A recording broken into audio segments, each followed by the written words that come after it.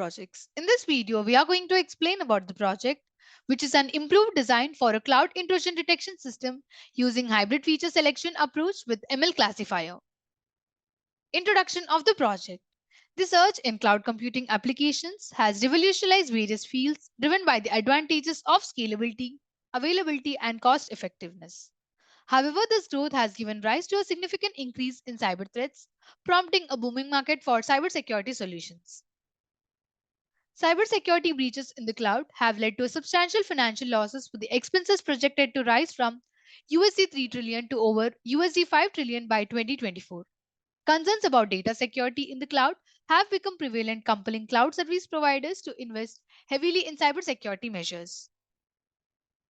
The global cybersecurity industry was valued at USD 202.72 billion in 2022, with an anticipated CAGR of 12.3% from 2023 to 2030. This growth underscores the increasing significance of cybersecurity in the digital realm. The cloud infrastructure is comprised of three primary network types, which is virtual, internal, and external, facilitating communication between various cloud components. Ensuring the security of these networks is paramount, especially as traditional cybersecurity measures like firewalls and signature based intrusion detection techniques prove inadequate in the dynamic and non deterministic nature of the cloud environments. The project addresses the core challenge of detecting and preventing network intrusions in the cloud, emphasizing the inadequacy of conventional solutions. The project explores anomaly based intrusion detection systems using machine learning models. The project introduces a hybrid feature selection strategy, leveraging supervised machine learning for multi class classification. Contributions include addressing data imbalance, proposing a novel feature selection methodology, and robust testing in multi class scenarios. Objective of the project. The primary objective of the project is to develop an improved intrusion detection system for cloud computing. The aim is to address the escalating concerns surrounding data security and privacy with a specific focus on countering sophisticated cyber threats that have become increasingly prevalent. The overarching goal is to overcome the performance challenges encountered by machine learning based IDS when dealing with the large dimensional datasets. The project aims to design and implement a feature selection approach that ensures efficiency in processing while maintaining high classification accuracy and avoiding information loss. A key objective of the project is to address the inherent problem of unbalanced dataset in training ML models. The aim is to incorporate the synthetic minority oversampling technique to effectively reduce false positive rate and enhance the detection rate of the IDs. The project aims to propose and implement a hybrid feature selection methodology that integrates information gain, chi-square, and particle swarm optimization techniques. The primary objective is to identify and select essential features which are crucial for effective intrusion detection, ensuring that the system is not overwhelmed with the unnecessary information. The ultimate objective is to evaluate the effectiveness of the proposed system. The aim is to use benchmark dataset to achieve the higher accuracy in the multi-class classification scenarios. To implement this project, we need software and hardware requirements. Software requirements are application of Anaconda, primary language of Python, front-end framework of Flask, back-end framework of Jupyter Notebook, database of SQLite 3, front-end technologies of HTML, CSS, JavaScript, and Bootstrap 4. Hardware requirements are operating system of Windows, processor of i5 and above, RAM of 8 GB and above, and hard disk of 25 GB and above. To implement this project, we have designed various steps in the flow of work. The first step is importing the packages. In this step, essential Python libraries and packages are imported. We have imported NumPy for numerical operations, Pandas for data manipulation, Matplotlib and Zbon for data visualization, scikit-learn for machine learning, and Flask for web development. Exploring the dataset. The project begins by the exploration of the dataset, which is UNSWNB15. This involves loading the dataset into the environment, examining its features, and gaining insights into the types of features and data it contains. Data processing. Here, the dataset is scaled to ensure that features with different scales do not disproportionately impact the machine learning model. Pandas data frame is employed to pre-process and manipulate the dataset, handling missing values and formatting data for analysis. SMOTE sampling the dataset. SMOTE stands for Synthetic Minority Oversampling Technique. It is an oversampling technique used in machine learning to address the class imbalance problem. The class imbalance problem arises when one class in the dataset has significantly fewer instances than the other class, leading to biased model performance. SMOT is used to generate synthetic samples of the minority class. The next step is visualization using Seaborn and Matplotlib. Seaborn and Matplotlib are utilized for data visualization. This step involves creating visual representations of the dataset, such as plots and charts, to gain insights into the dataset's distribution and relationships between variables. Label encoding using label encoder. Categorical variables are converted into numerical format using label encoding. This is crucial for machine learning models that require numerical input. Feature selection. Here we have used information gain. It is a metric used in feature selection to measure the importance of a feature in predicting the target variable. It is based on the concept of entropy and aims to quantify the reduction in the uncertainty about the target variable after observing a particular feature. In the context of intrusion detection, IG helps identifying features that provide the most relevant information for distinguishing between normal and malicious network behavior. Features with higher information gain are considered more valuable for building an effective intrusion detection system. Chi-square, it is a statistical test that assesses the independence between categorical variables. In the context of feature selection, it is used to evaluate the relationship between each feature and the target variable. Higher chi-square values indicate a significant association between the feature and the target. In intrusion detection, chi-square helps in selecting features that are statistically significant in differentiating between normal and intrusive activities. Features demonstrating a strong association with the target variable are prioritized for inclusion in the model. Particle swarm optimization, which is PSO, it is a heuristic optimization algorithm inspired by the social behavior of the birds or the fish. It involves a population of particles, which is solutions, that move through the search space to find the optimal solution based on fitness solution. In the context of feature selection, PSO can be used to search for an optimal subset of features that maximizes a defined objective such as classification accuracy. It explores the feature space efficiently and helps identifying the most informative features for building a robust intrusion detection model.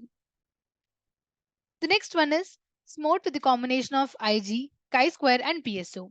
This combination suggests a hybrid approach where synthetic minority oversampling technique, which is SMOT, is combined with information gain, chi-square and particle swarm optimization for feature selection. This implies that the system is not only addressing the imbalanced data through SMOT but also leveraging the strengths of IG, chi-square and PSO to select the most relevant and information features of building a robust intrusion detection model. The next step is splitting the data into train and test. The dataset is divided into training sets and the testing sets. The training set is used to train the machine learning model, and the testing set is reserved for evaluating its performance. Building the model. A machine learning model are initiated for training. Training the model. The selected model is trained using the training dataset, learning patterns and relationships within the dataset. Flask framework with SQLite for sign up and sign in. Flask, a web framework for Python, is used to set up a web application. SQLite is employed as a lightweight database for user sign up and sign in functionalities. User gives input as feature values. User provide input through the web interface, submitting feature values relevant to the intrusion detection system. The given input is preprocessed for prediction. Input from the users is preprocessed, following the same steps applied during the initial dataset processing to ensure consistency and compatibility with the trained model. Trained model is used for prediction. The preprocessed input is fed into the trained machine learning model for prediction. The model uses the learned patterns to classify the input as malicious or not. Final outcome is displayed through frontend. The result of the prediction is displayed through frontend of the web application. Algorithms which are used in the project are logistic regression. Logistic regression is a statistical method used for binary classification problems. It models the probability that a given instance belongs to a particular class. The logistic function, which is sigmoid, is applied to a linear combination of input features to produce a probability between 0 and 1. Logistic regression is commonly used when the target variable is binary, where intrusion is yes or no. It is computationally efficient, interpretable, and provides probabilities for class membership, making it suitable for intrusion detection where understanding the likelihood of an event is valuable. Support vector machine. It is a supervised machine learning algorithm used for classification and regression tasks. It aims to find a hyperplane in a feature space that best separates the data into different classes. It can handle both linear and non-linear decision boundaries. SVM is effective in high dimensional spaces, making it suitable for intrusion detection where the datasets often involve numerous features. It can handle complex decision boundaries and works well with both binary and classification, which is multi-class classification tasks. Decision tree. It is a tree like model that recursively splits the data into subsets based on most significant features. Each split is determined by the decision rule, and the process continues until stopping criterion is met. Decision trees are interpretable and can capture nonlinear relationships in the data, and they are well suited for intrusion detection as they can represent decision rules that distinguish between normal and malicious network behavior. Extreme gradient boosting, which is XGBoost. It is an ensemble learning method that uses multiple decision trees to make predictions. It is an improved version of the gradient boosting, combines the strengths of boosting algorithms with the regularization to prevent overfitting. XGBoost is known for its high performance, scalability, and ability to handle complex relationships in the data. It is suitable for intrusion detection tasks where robustness and accuracy is essential. Random forest. It is an ensemble learning method that constructs a multitude of decision trees during training. The output is the mode of the classes, which is classification, or the mean, which is the regression of the individual trees. Random forest is robust and it handles high dimensional data well and it is less prone to overfitting. It is suitable for intrusion detection where the dataset have a large number of features and the goal is to build a resilient and accurate model. As an extension, we applied an ensemble method that combines the predictions of multiple individual models to produce a more robust and accurate final prediction. As an extension, we have built frontend using Flash framework with the user testing with the user authentication. We have used accuracy, precision, recall, and FN score, which are the performance metrics to evaluate this project. So here we have performance comparison graphs for all those metrics. This is accuracy comparison graph. Here on x-axis we have accuracy score for each algorithm and on y-axis we have algorithm names. Similarly, we will have for other metrics also. Accuracy is a measure of the overall correctness of the model. It calculates the ratio of correctly predicted instances to the total number of instances. This is precision score comparison graph. Precision is the ratio of correctly predicted positive observations to the total predicted positives. It evaluates the accuracy of positive predictions. This is the F1 score comparison graph. F1 score is the harmonic mean of precision and recall. It provides a balance between precision and recall, especially when there is an imbalance in the class distribution. This is recall comparison graph. Recall measures the ability of the model to capture all relevant instances. It is the ratio of correctly predicted positive observations to the total actual positives. To execute this project, first we need to open the code folder which contains source code files. This is the code folder of the project, and this is the dataset folder in which we have UNSW NB15 dataset. And we use this dataset for training the algorithms. This is the static folder. This folder consists of files related to CSS, JavaScript, and Bootstrap files. This is the templates folder. This folder contains all the HTML pages used in the project. It typically includes files like index.html, about.html, etc., which represent different pages of the website. This is app.py file. This .py file contains the information related to front-end logic. It includes code written in Python that handles server-side operations such as processing user requests, interacting with the database, and generating dynamic content that to be rendered in the HTML templates. This is the model file, which contains the algorithm information and that will be loaded into the project code during runtime.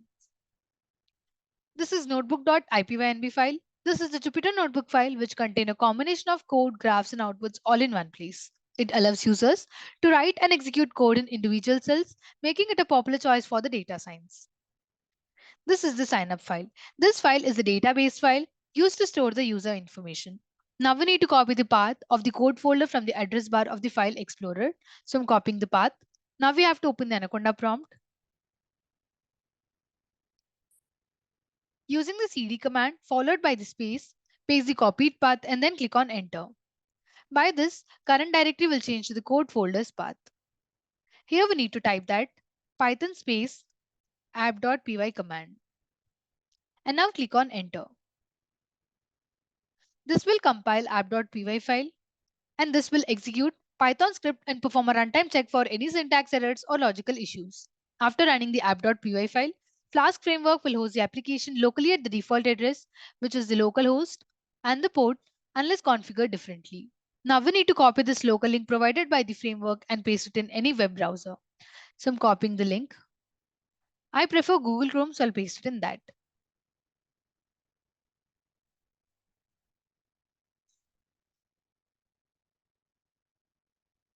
Here we need to paste the link and then click on enter. This is the web page of the project, which is displayed in the browser, and this web page is built by using the Flask framework. Here we can see a sign up link. Click on that. And here we need to enter all the sign up details if we are signing up newly. I have already signed up and I have an account in it, so we'll directly sign in. So click on sign in. Here we need to provide our credentials, which are the username and the password to log in. So I'm giving my username and the password. Now click on sign in. We have signed in successfully and we are redirected to prediction page. Here you can see the parameters which are need to be entered. Based on the given parameters, we will get the prediction whether attack is detected or not. If the attack is detected, it will detect which type of attack it is. Before entering the parameters, we will understand them. So the first one is duration. It is the total duration of the connection or the communication. The next one is proto, which is protocol. It is the communication protocol used for connection. D packets, which is destination packets. It is the number of packets sent to the destination during the connection. Next one is source bytes. It is the total number of bytes sent from the source during the connection. The next one is DB bytes, which is destination bytes. It is the total number of bytes received by the destination during the connection. Coming to rate, it is the data transfer rate during the connection. DTL, which is destination time to live. It is the remaining time to live for the destination in the IP header. The next one is S load, which is source load. It is the traffic load from the source. D load is the destination load, which is the traffic load at the destination. The next one is SIN PKT, which is source packets. These are the number of packets sent from the source during the connection. DIN packet is the destination packet. It is the number of packets received by the destination during the connection. SJIT, which is the source jitter, it represents the variability in packet arrival times. The next one is TCP RTT, which is TCP around trip time. The round trip time for TCP connections.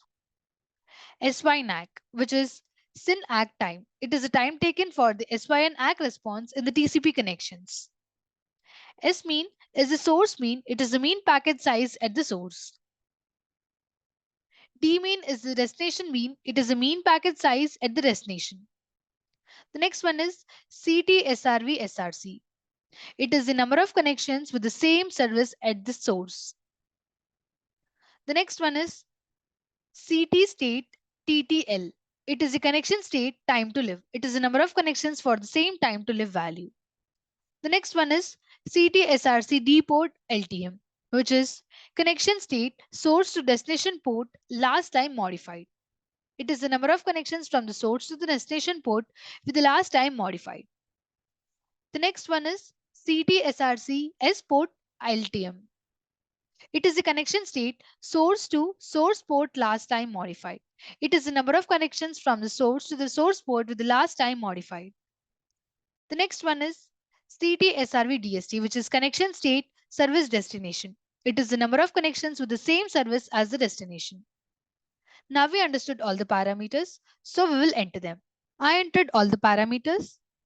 Now we will click on predict. Here we got the prediction as there is an attack detected and the attack type is fuzzers. Now we will enter the parameters again, but with the different values. So click on home.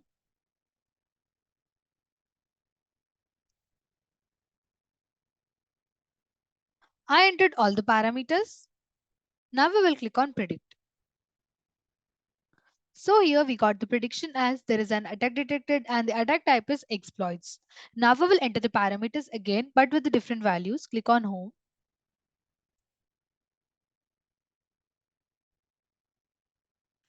I have entered all the parameters.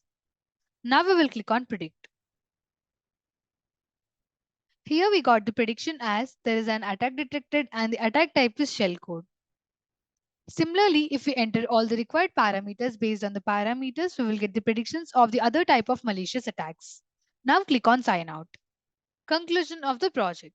The project introduces an advanced cloud intrusion detection system with the integration of synthetic minority oversampling technique to address imbalanced data, ensuring a more comprehensive and accurate model. Through a unique hybrid feature selection approach incorporating information gain, chi-square, and particle swarm optimization, the system optimizes feature relevance, enhancing the precision and effectiveness of intrusion detection. Utilizing the random forest model for attack detection, the proposed system achieves exceptional accuracies in multi-class classification scenarios when it is evaluated on the UNSW NB15 data. Extension model of the system demonstrates a substantial improvement in accuracy, establishing a reliable and efficient intrusion detection mechanism for diverse types of attacks with cloud environments. Leveraging Flask and SQLite for user sign-up and sign-in functionalities, the project extends beyond algorithmic considerations. The integration of a user interface allows for user input, which is then pre-processed and analyzed by trained machine learning model. This user-friendly interface enhances practical applicability and accessibility of the intrusion detection system. The project improves intrusion detection in the cloud, benefiting cybersecurity professionals, cloud service providers, and users by enhancing overall security. Its advanced capabilities contribute to more secure digital environment for all stakeholders. Thank you for watching video. For more projects please visit our website www.trueprojects.in. For updates on latest project videos, please visit True Projects YouTube channel and subscribe.